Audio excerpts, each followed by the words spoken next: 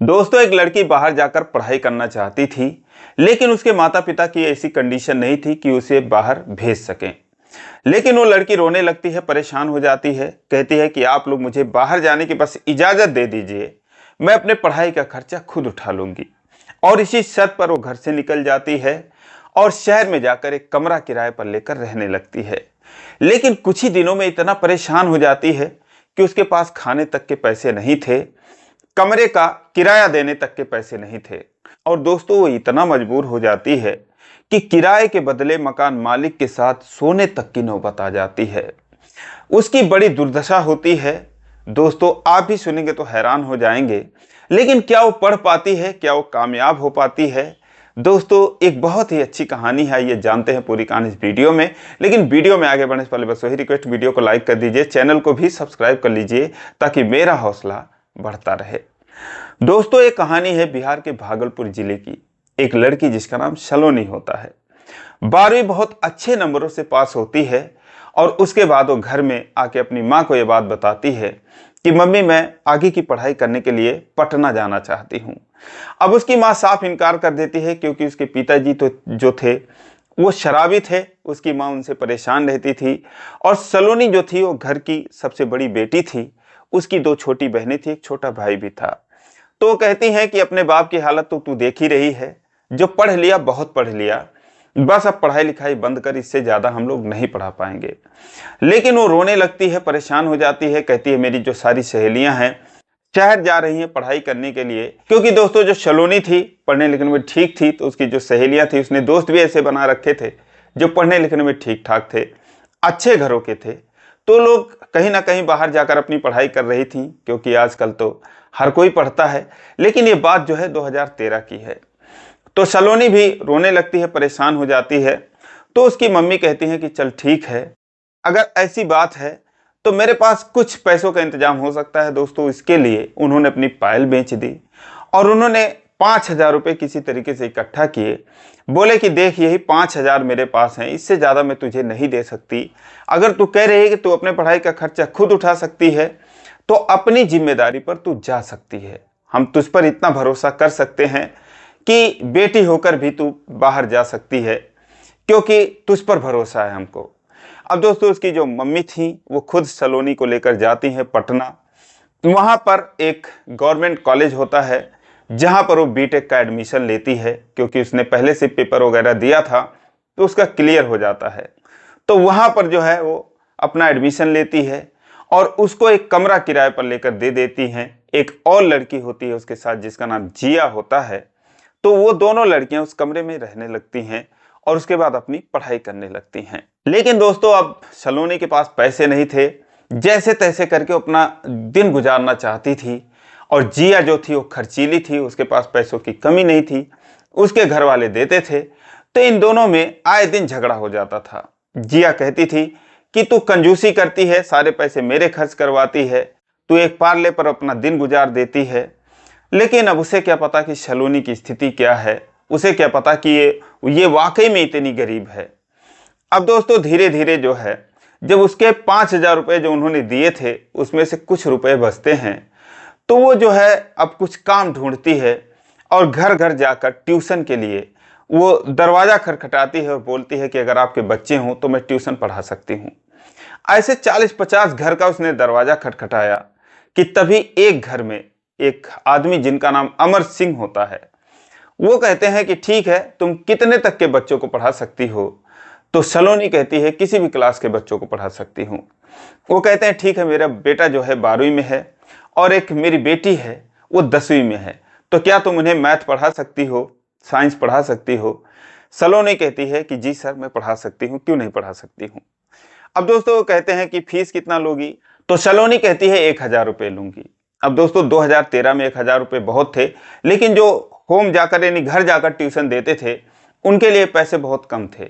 बाहर जाकर वैसे भी 1,000-1,200 रुपये लगते थे किसी कोचिंग इंस्टीट्यूट में जाकर ट्यूशन पढ़ने का। तो अमर सिंह कहते हैं ठीक है, कोई बात नहीं, तुम जो है यहाँ पर आ जाना। अब दोस्तों, वो 12वीं में ही थी, अभी 12वीं समझो पढ़कर आई थी और 12वीं के ही बच्चों को ट्यूशन पढ़ाने के लिए उसने ठेका ले लिया। अमर सिंह ने भी बोला कि ठीक है, कल शाम से आना। उन्होंने ये भी नहीं पूछा कि तुम खुद कितनी पढ़ी लिखी हो और दोस्तों उसके बाद जो है अगले दिन शाम से जो सलोनी थी वो जाके उनके बेटे को और उनकी बेटी को ट्यूशन पढ़ाने लगती है। और इधर जो है जिया और अब इससे चिढ़ जाती है, कहती है तू मेरे पैसे खर्च करवाती है और खुद अभी से ही कमाना शुरू कर दी, खुद जो है ट्यूशन पढ़ाती है, तो तू तेरी मेरी जमेगी नहीं। दोस्तों वो जो है उससे लड़ाई झगड़ा करके अपना रूम बदल देती है और उसे वहीं पर अकेला छोड़ देती है। अब दोस्तों इधर वो ट्यूशन पढ़ाना शुरू की, कुछ पैसों का इसने बंदोबस्त शुरू किया और इधर इसने जो है उसका साथ छोड़ दिया। अब कमरे का सारा भार इसके ऊपर आ गया। अब वो और परेशान हो गई और ट्यूशन के लिए बच्चों को ढूंढना शुरू किया। तो उसे सुबह के मीटिंग में भी कुछ बच्चे मिल गए। तो सुबह वो 4 बजे उठती और 6 से 8 ट्यूशन पढ़ाती, उसके बाद फिर कॉलेज चली जाती, फिर 4 बजे आती और 5 से 7 फिर अमर सिंह के बच्चों को ट्यूशन पढ़ाने चली जाती। ऐसे ऐसे जो है उसका गुजारा हो रहा था। लेकिन उसे जितनी जरूरत थी, क्योंकि स्कूल का फीस देना था और भी खर्चे थे, उसकी समझो आधी ही उसे ट्यूशन से पैसे मिल पाते थे। जहां वो रूम ले रखी थी वहां से 3 किलोमीटर उसका कॉलेज होता है, वहां तक वो पैदल ही जाया और आया करती थी। तो इस तरीके से संघर्ष कर रही थी और धीरे धीरे वो कमजोर हो जाती है, दुबली हो जाती है। एक दिन जो है अमर सिंह कहते हैं कि क्या बात है, तुम इतनी कमजोर की हो जा रही हो, इतनी दुबली की हो जा रही हो। तो कहते हैं कुछ नहीं सर, बस पढ़ाई का प्रेशर है और कोई बात नहीं है। उन्होंने बोला नहीं तुम्हारी तबीयत वगैरह ठीक नहीं है, लगता है कुछ जरूर बात है। कहते नहीं सर ऐसी कोई बात नहीं है। लेकिन वो बहुत अच्छे से पढ़ाती थी। अब वो चूंकि 12वीं में थी और उनका बेटा भी 12वीं में था, इसीलिए वो पहले से तैयारी करती अपने घर पर। सारा कुछ जो कुछ पढ़ाना होता तो 1 घंटा पहले वो खुद उसकी पढ़ाई करती, पूरी तरीके से प्रॉपर तैयार होकर आती, ताकि किसी को ये ना पता चले कि ये खुद ही अभी सिर्फ 12वीं तक पढ़ी है और उसके बाद बीटेक कर रही है। तो इसीलिए दोस्तों बहुत मेहनत करती और इसका दुष्परिणाम ये था कि वो दिन ब दिन दुबली होती चली जाती है, कमजोर होती चली जाती है। लेकिन दोस्तों इन सब के बावजूद भी वो परेशान रहती है, क्योंकि 2 महीने से वो कमरे का किराया नहीं दे पाई थी। अब जो मकान मालिक था वो दोस्तों आता है और रोज उसे किराए के लिए टोकता, लेकिन वो रोज जो है आजकल आजकल आजकल ऐसे लगाती रही, उसे टालती रही। लेकिन मकान मालिक जो था अब उसकी नीयत जो है खराब हो जाती है। वो उससे कहता है कि चलो कोई बात नहीं, तुम इतनी खूबसूरत हो, तुम मुझे किराया नहीं दे सकती तो इसके बदले तो और भी कुछ दे सकती हो। तो सलोनी बोलती है कि आप क्या कह रहे हैं अंकल। तो मकान मालिक कहता है कि तुम इतनी समझदार हो, समझ सकती हो मैं क्या कह रहा हूँ, क्या चाहता हूँ। अब दोस्तों सलोनी जो है संकोच में पड़ जाती है, लेकिन अब उससे जो है वो उस तरीके से बात नहीं कर सकती जिस तरीके से कोई और कहता तो उससे कर सकती थी, क्योंकि मकान मालिक था और वो चाहता तो उसे निकाल भी सकता था। तो इसीलिए मुस्कुरा देती है, कहती है कि अंकल अगर ऐसी कभी नौबत आई तो जैसा आप सोच रहे हैं वैसा मैं भी सोचूंगी, लेकिन बस कुछ दिन का मोहलत दे दीजिए। मकान मालिक भी निश्चिंत हो गया, बोलता है चलो कोई बात नहीं। और गरीब है, सारी कंडीशन वो समझता था कि इसके घर से इसको पैसे मिलने वाले नहीं हैं, तो कभी ना कभी तो इसका मैं फायदा उठा ही लूंगा। अब दोस्तों वो जो है आए दिन उसके कमरे में आ जाता, उसके लिए कुछ खाने पीने की चीजें भी ले आता और उससे अपनी नजदीकियां बढ़ाने की कोशिश करता। लेकिन जब ऐसे ऐसे 15 दिन बीत गए, 1 महीने बीत गए और उसे लगा कि जो है सलोनी को वो हासिल नहीं कर पाएगा इस तरीके से, तो दोस्तों वो उसके साथ जबरदस्ती करने लगा। वो बोला कि ऐसा है कि तुम मेरा किराया दे दो या फिर चलो सौदेबाजी कर ही लो, अब मेरे पास और टाइम नहीं है, मैं और मोहलत तुम्हें नहीं दे सकता। तो सलोनी कहती है कि बस अंकल और कुछ 1 आध दिन और रुक जाइए। लेकिन दोस्तों अब वो जबरदस्ती पर उतारू हो जाता है और इधर ये सोचती है कि अमर सिंह के पास जैसे ही पैसे मिलेंगे उनके बच्चों के 2,000 रुपये, तो मैं कम से कम उसको 2,000 रुपये दे दूंगी और जो 3-4 हज़ार रुपये और बकाया हैं और 2-4 दिन का मोहलत ले लूंगी या 15 दिन का मोहलत ले लूंगी। लेकिन अमर सिंह के पास भी उसको पैसे नहीं मिलते, ना जाने कि वो भी 10-15 दिन उसको लेट लगा देते हैं पैसा देने में। तो वो जो है अब इसी इंतजार में थी कि आज दे देंगे, कल दे देंगे, और इसीलिए जो है वो मकान मालिक को आजकल करती रही। लेकिन दोस्तों एक दिन मकान मालिक ने कहा कि बस आज तुम पैसे दे दो या फिर मेरी बात मान लो। अब दोस्तों वो जिद पर अड़ जाता है। तो सलोनी जो है वो कहती है कि ठीक है अंकल, मैं जो है कल आपको पैसे दे दूंगी। अब दोस्तों वहां से वो शाम को अगले दिन जाती है अमर सिंह के पास उनके बच्चों को ट्यूशन देने के लिए। और सोचती है कि आज ये पैसा दे ही देंगे। लेकिन दोस्तों 5 से 7 जब वो ट्यूशन पढ़ा लेती है तो 7 से 7:30 बज जाते हैं, तब भी वो पढ़ाती है। तो उनकी जो बेटी थी वो कहती है, क्या हुआ दीदी, आज आपको घड़ी नहीं दिख रहा है, आज आप कमरे पर नहीं जाएंगी अपने? तो कहती है कि नहीं, आज मैं यहीं पर रह जाऊंगी, क्या दिक्कत है, तुम्हारे घर नहीं रुक सकती? तो वो खुश हो जाती है, कहती है दीदी अच्छी बात है, आप मेरे घर पर रुक जाओ। फिर आधा घंटा और बीता, 8 बज गए। फिर उनकी बेटी ने टोका, क्या हुआ दीदी, आज आप वाकई में नहीं जा रही? सलोनी कहती है कि नहीं, आज मैं नहीं जा रही, आज मैं तुम्हारे घर पर ही रुकूंगी। लेकिन दोस्तों जब अमर सिंह ने देखा कि 8 बज गए, अभी भी पढ़ाई चालू है, क्योंकि उनकी जो बेटी थी वो पढ़ रही थी और लड़का जो है वो चला गया खेलने के लिए, तो वो आकर बोलते हैं कि क्या हुआ, आज तुम जा नहीं रही हो? तो सलोनी के बोलने से पहले जो उनकी बेटी थी वो बोली कि नहीं, आज दीदी यहीं पर रुकेंगी, आज नहीं जाएंगी। तो वो मुस्कुरा देते हैं, बोलते हैं चलो अच्छी बात है, आज यहीं पर रुक जाएंगी। अब दोस्तों और आधा घंटा बीत गया, तो अमर सिंह ने सोचा क्या वाकई में आज ये रुक जाएगी? तो उन्होंने बोला तुम जा नहीं रही हो, कोई बात नहीं, यहीं पर रुक जाओ। तो सलोनी कहती है ठीक है, आज मैं यहीं पर रुक जाती हूँ। अब उन्होंने एक टोक बोला और ये रुक गई। उन्हें भी बड़ा संकोच लगा, लेकिन जो उनकी पत्नी थी अमर सिंह की, वो सोचने लगी क्या बात है, यहाँ पर ये क्यों रुक रही है। अब उन्होंने जो है अमर सिंह को पहले ही चेताया था कि ये जो लड़की है अभी कम उम्र की है और उनके बेटे का नाम आदित्य होता है, आदित्य की ही उम्र की है, कहीं उसको प्रेम जाल में ना फंसा ले या कहीं उसको बिगाड़ ना दे। अब दोस्तों वो जो है जब सुनते हैं कि आज ये यहीं पर रुकने वाली है, तो अपने पति को बोलती हैं कि कहीं ऐसा तो नहीं है, ऐसी वैसी तो नहीं है। वो बोलते नहीं यार, इतने दिन में तो कभी नहीं बोली, अगर आज रुकना चाह रही है या क्या पता अभी चली ही जाए, तुम इतना परेशान क्यों हो रही हो? लेकिन दोस्तों अब उसका मन तो था रुकने का ही, क्योंकि उसे पता था कि मकान मालिक आज किस शर्त पर जो है उसको मोहलत दे रखा है और वो जाएगी तो उसे क्या करना पड़ेगा, तो इसीलिए वो जाना ही नहीं चाहती थी। अब रात के 9 बज गए, तो फाइनली ये हुआ चलो ठीक है, अब पढ़ाई लिखाई बंद करो। और दोस्तों उसके बाद फिर उन्होंने 5-10 मिनट इंतजार किया, तो सलोनी थी वहीं पर बैठी रही, समझ गए कि आज ये रुकने वाली है। फिर जो है उससे बातचीत करने लगे और बोले ठीक है, क्या खाओगी, क्या बनवाएं तुम्हारे लिए? उसने बोला कुछ भी बनवा लो सर, कुछ भी खा लेंगे।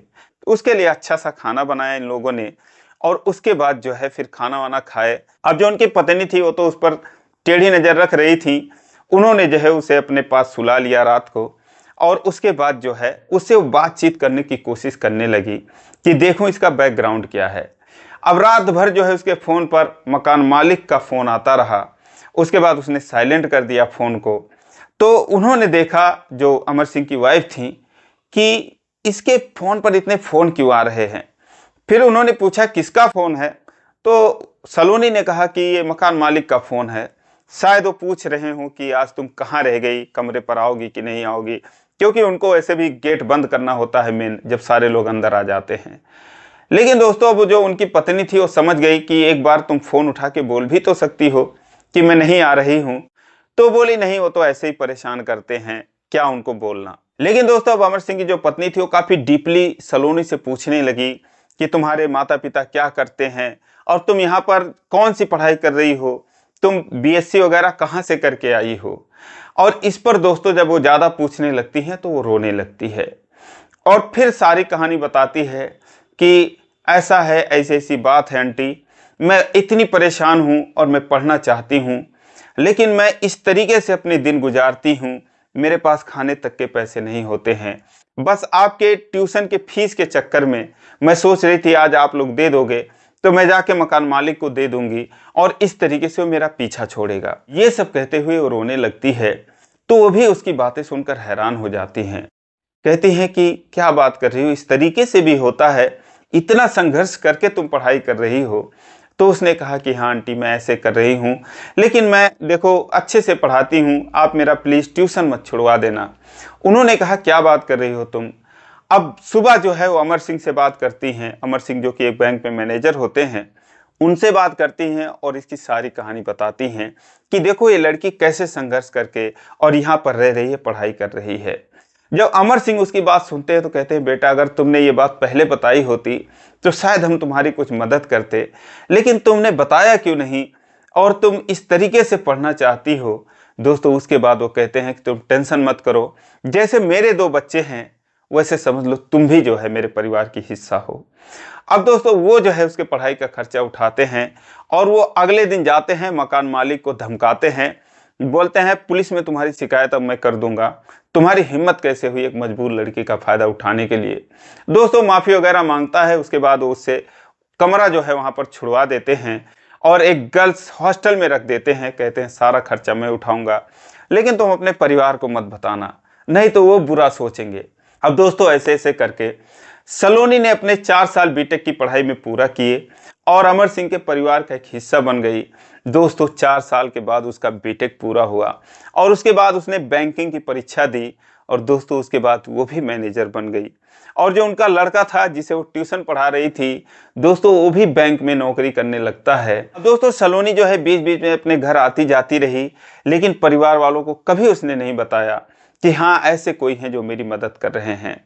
लास्ट में वो बैंक मैनेजर बन जाती है और जो उनका लड़का था अमर सिंह का, दोस्तों वो भी बैंक में मैनेजर बन जाता है।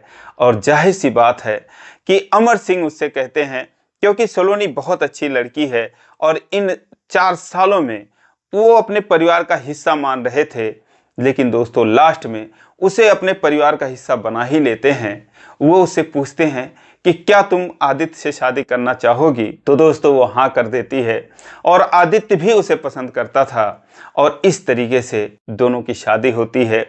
आज ये सारे लोग एक बहुत ही शानदार लाइफ गुजार रहे हैं और जो सलोनी का परिवार था भागलपुर में, दोस्तों इसके नौकरी पाने के बाद उनके भी दिन सुधर जाते हैं और सारे परिवार अच्छे तरीके से रह रहे हैं। तो दोस्तों ये रही कहानी, आपको कैसी लगी कमेंट करके जरूर बताएं। अच्छी लगी तो इसी प्रकार की कहानी के लिए चैनल को सब्सक्राइब करें। फिर मिलेंगे अगले वीडियो में, तब तक के लिए जय हिंद।